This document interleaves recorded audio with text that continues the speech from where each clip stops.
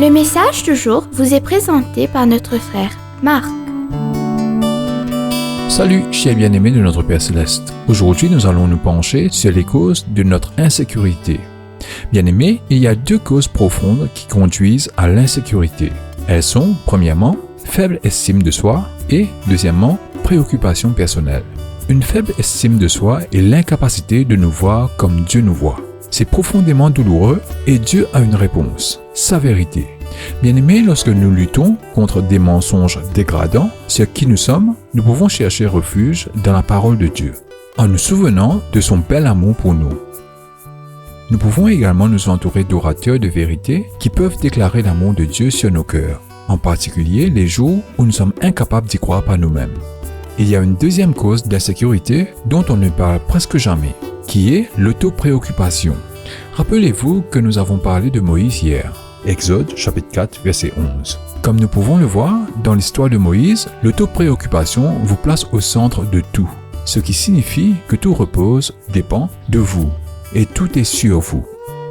Votre rôle parental, votre travail, cette femme qui vous regardez de façon bizarre au supermarché, c'est tout un référendum sur ce que vous valez, votre valeur. Et par conséquent, les enjeux deviennent incroyablement élevés. Heureusement, nous pouvons en sortir de ce piège. Mais voici l'enjeu à propos de l'autopréoccupation. Elle nécessite une solution différente. Bien-aimés, si vous répondez à l'attention personnelle avec des tas d'affirmations, même des affirmations bibliques, cela ne fait que renforcer le problème.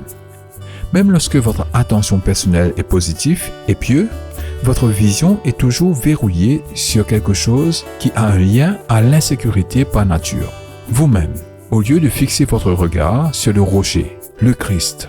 Et là est le problème. Bien-aimé, votre estime de soi n'est peut-être pas parfaite, mais le principal problème est que votre concentration est désactivée. Vous n'appréciez pas la liberté et la confiance de vivre pour Christ, parce que vous ne vivez pas pour Christ. Vous vivez pour vous. Vos yeux sont fixés sur vous, votre mariage, votre rôle parental, votre apparence, même votre foi se tourneront lentement vers l'intérieur et vous devenez le centre de tout.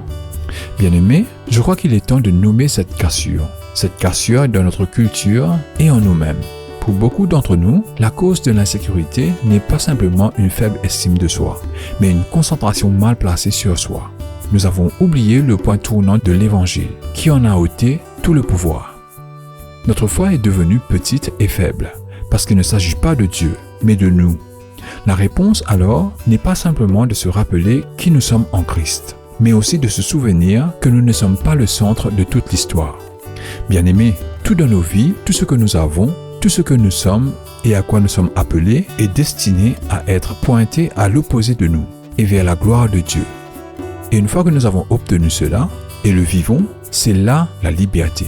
Que Dieu vous bénisse tous. Profitez de votre journée en lui. Nous nous retrouverons demain pour un autre merveilleux voyage dans la parole de Dieu. Au revoir. Si toi aussi tu crois que la parole de Dieu est une bénédiction, partage-la et sois une source de bénédiction pour les autres toi aussi.